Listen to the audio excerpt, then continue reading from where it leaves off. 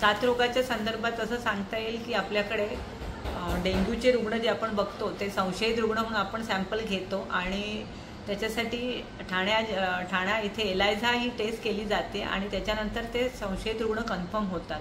तर आतापर्यंत मेपासून बघितलं ते 35 रुग्ण आहेत आपल्याकडे डेंग्यू या आजाराचे। तसेच मलेरिया आजाराचे आपल्याकडे जूनमध्ये 41 रुग्ण होते आणि आता जुलै सुरू झाल्यापासून 18 रुग्ण आहेत आपल्याकडे। तर या साथरोग हा जो काळ आहे तेव्हा आपण त्याच्यासाठी आपण आधीपासून तयारी करतो।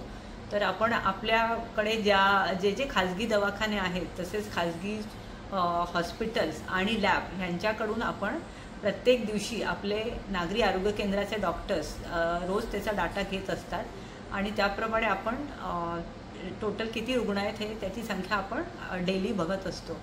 तसंच आपण ज्या गृहनिर्माण म्हणजे ज्या सोसायटी असतात त्यांचे जे अध्यक्ष असतात त्यांचा पण एक ग्रुप बनवलेला आहे आणि आपले नागरी आरोग्य केंद्राचे डॉक्टर त्या एरियामध्ये त्यांच्या संपर्कात असतात। जर आपल्याला असं आढळून आलं की एखाद्या ठिकाणी रुग्ण आहे तर आपण तिथे जाऊन तात्काळ तिथे तपासणी आणि सर्वेक्षण करतो आणि फवारणी वगैरे हे सुद्धा आपण ताबडतोब करतो।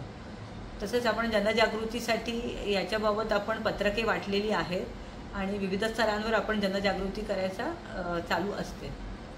आणि तसंच आपण सर्वेक्षण आपलं असतं की डेंग्यूचे रुग्ण जसं चांगल्या पाण्यामध्ये त्यांचे अळ्या निर्माण होतात तेव्हा आपण एक दिवस जो ड्राय डे म्हणून करतो तर तेव्हा सर्व साठे पाण्याचे रिकामे करून याबाबतचं आपण नागरिकांना माहिती देत असतो याबाबत सतत आणि आपलं सर्वेक्षण पण चालू असतं।